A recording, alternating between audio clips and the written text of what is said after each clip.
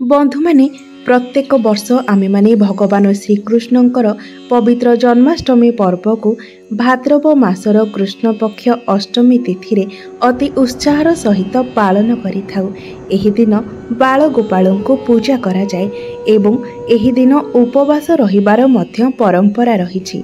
आमर धार्मिक विश्वास रहिछि जे भगवान श्रीकृष्ण भाद्रव मासर अष्टमी तिथि रे अवतरित होइथिले। तेबे आसंतु जानिबा चलित वर्ष श्रीकृष्ण जन्माष्टमी केते तारीख रे पड़ुछि एवं शुभ समय केते बेले रहुछि।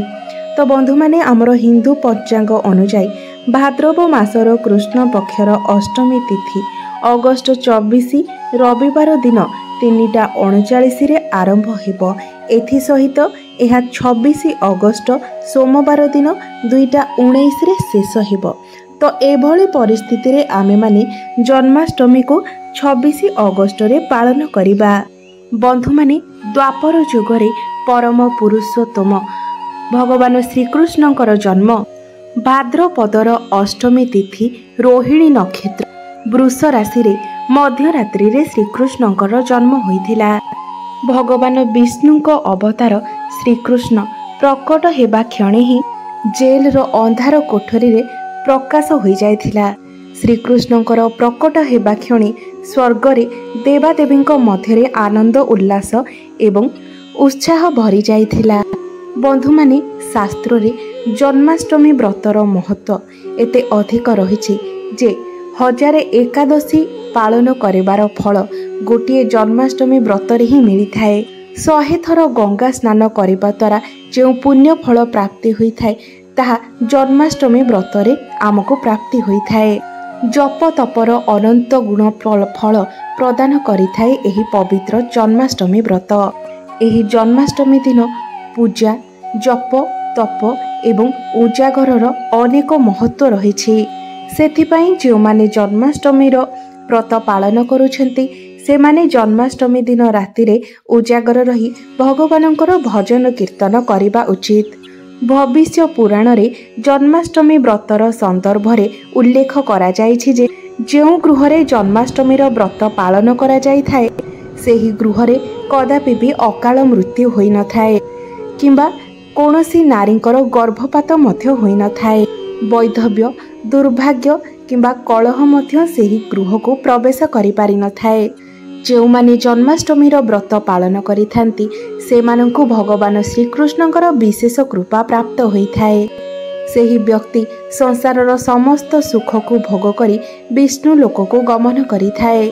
आमर हिंदू धर्म रे भगवान श्रीकृष्णंकर पूजा समस्त संकटरू बाहर करी सुख समृद्धि एवं सौभाग्यर वरदान प्रदान करिथाए।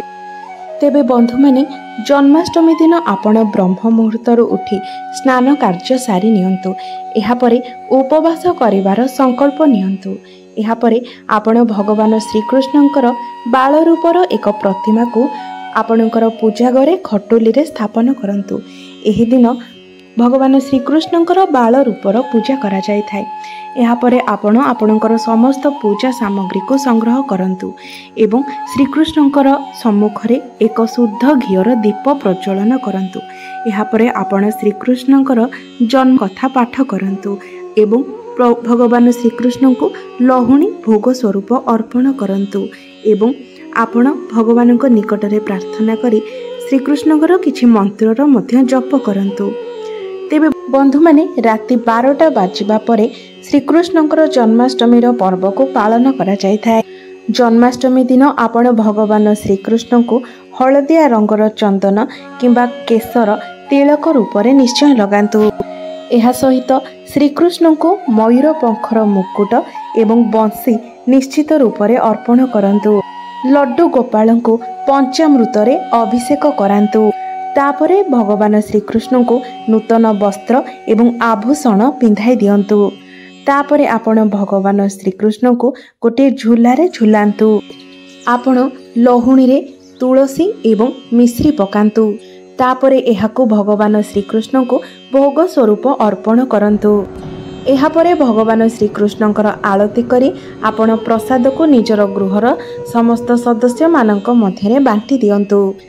तेबे बंधु माने आपण जदि जन्माष्टमीर व्रत रखुछंती बा व्रत रखु भी जदि नाहंती तेबे भी जन्माष्टमी दिन आपण एही सबु भूल गुड़िक करंतु नाही। बंधु माने जन्माष्टमी दिन आपण केबे भी तुलसी पत्र छिंडातु नाही। बंधु माने शास्त्र रे वर्णना रहिछि जे भगवान श्रीकृष्ण भगवान श्री विष्णुंकर अवतार अटंते एवं श्री विष्णु को तुलसी अत्यंत प्रिय अटे। सेथिपाई जन्माष्टमी दिन तुलसी पत्र छिंडाइबा अनुचित अटे। जन्माष्टमी पूर्व दिन ठारू आपण तुलसी छिंडाई आनी रखी देइथांतु, कारण तुलसी पत्र बिना श्रीकृष्णंकर पूजा अधूरा होइथाए। भगवान श्रीकृष्ण कौनसी भी एपरी भोग को स्वीकार करे नथांती जेउथिरे तुलसी पत्र नथाए। बंधु माने आपण माने समस्ते जानती जे एकादशी दिन आमे चाउलरू प्रस्तुत कौनसी द्रव्य खाइबा अनुचित होइथाए। मात्र खूब कम लोक यह जानती जे जन्माष्टमी दिन मध्य चाउलरू प्रस्तुत कौनसी भी खाद्य खाइबा अनुचित अटे। आपण व्रत रखंतु किंबा न रखंतु जन्माष्टमी दिन चाउलरू प्रस्तुत कौनसी भी द्रव्य आपण खांतु नहीं। जन्माष्टमी दिन आपण तामसिक भोजन मध्य करंतु नहीं। एही दिन आपण मद मांस पियाज रसुण एसबु खाद्य ग्रहण करबा अनुचित होइथाए। बंधु माने एही दिन भूले भी आपण पियाज रसुण खांतु नहीं, कारण राहु केतुंक जोगु पियाज रसुणर उत्पत्ति होइछि एवं भगवान श्रीकृष्ण एवं राहु केतुंक मध्यरे भीषण शत्रुता रहिछि एवं श्रीकृष्ण जन्माष्टमी दिन एही सबु जिनिसर भक्षण करिबा भगवान श्रीकृष्णकर अनादर करिबा सहित समान होइथाए। एमितिरे भी एही दिन आपण कोनोसी भी व्यक्ति को अनादर करिबा अनुचित अटे। एही दिन आपण कोनोसी भी व्यक्ति को कष्ट देला भली कथावार्ता करंतु नहीं किंबा कोनोसी कार्य करंतु नहीं। एहा व्यतीत आपण जन्माष्टमी दिन कोनोसी पशु पक्षी को मध्य कष्ट दियंतु नहीं। विशेष करी गाय को आपण एही दिन विशेष रीति रे पूजार्चना करबा द्वारा मध्य आपण को पुण्य फलर प्राप्ति होइथाए। कारण आपण माने जानती भगवान श्री विष्णु कृष्ण अवतार रे गोमातांकर जड़े परम भक्त थिले। से सर्वदा गोमातांक सहित रहुथिले। तांकर जन्म गौड़ घरे होइथिला। भगवान श्रीकृष्णंकर गोमाता अत्यंत प्रिय होइथांती। तेणु एही दिन भूले भी आपण गोमाता किंबा बाछुरी को हैरान करंतु नाही किंबा मारंतु नाही। आपण जन्माष्टमी दिन गाय को रुटी फल मिठा निश्चित भावरे खुआंतु एवं जन्माष्टमी दिन आपण निजे मध्य सात्विक खाद्य आहरण करंतु। जन्माष्टमी व्रतरे क्षीर एवं दहीर अधिक महत्व रही थाए। आपण जदि जन्माष्टमीर व्रत पालन करुछंती तेबे फल क्षीर दही एसबु आपण खाई परिबे। जन्माष्टमी दिन गच्छ काटिबाको मध्य अशुभ बोली माना जाइथाए। भगवान श्रीकृष्ण प्रत्येक स्थान रे वास करिथांती। आपण जदि पारिबे एही दिन आपण जेते पारिबे सेते अधिक वृक्षरोपण करि पारिबे। मात्र एही दिन केबे भी गच्छ काटंतु नाही किंबा उपाडंतु नाही। भगवान श्रीकृष्ण ओस्त गछरे निवास करिथांती। तेणु आपण एही जन्माष्टमी तिथि रे ओस्त गछ मूलरे जल निश्चित भावरे अर्पण करंतु। एहा द्वारा भगवान श्रीकृष्ण आपणक उपरे शीघ्र प्रसन्न होइथांती। बंधु माने जन्माष्टमी दिन ब्रह्मचर्यर पालन करिबा मध्य अधिक महत्वपूर्ण होइथाए। एही दिन संपूर्ण पवित्र शरीर एवं मनरे भगवान श्रीकृष्णंकर पूजा करिबा उचित। एही दिन आपण निज पत्नी सहित शारीरिक संपर्क रखंतु नाही। जो पति पत्नी एही जन्माष्टमी दिन संयमता रक्षा करिथांती पवित्र मन एवं शरीर रे श्रीकृष्णंकर पूजा करिथांती सेमानंकु एक सुंदर एवं सुशील संतानर प्राप्ति होइथाए एवं एपरि शिशुर मुख भगवान श्रीकृष्णंक परि होइथाए एवं ताहार शरीर भगवान श्रीकृष्णंक परि कोमल मध्य होइथाए। जो व्यक्ति माने जन्माष्टमीर व्रत पालन करिथांती सेमाने राति 12टा पूर्वरु व्रत भांगिबा अनुचित अटे। राति 12टा पूर्वरु व्रत भांगिबा द्वारा आपणको व्रतर कोनोसी भी फल प्राप्ति होई न थाए। तेबे बंधु माने जन्माष्टमी दिन भगवान श्रीकृष्णंकर किछि एपरि विशेष मंत्र रहिछि जे मंत्र को जदि आपण एही जन्माष्टमी दिन शुद्ध एवं पवित्र मनर सहित जप करती तेबे आपणको जीवनर अनेक समस्या दूर हो जाए।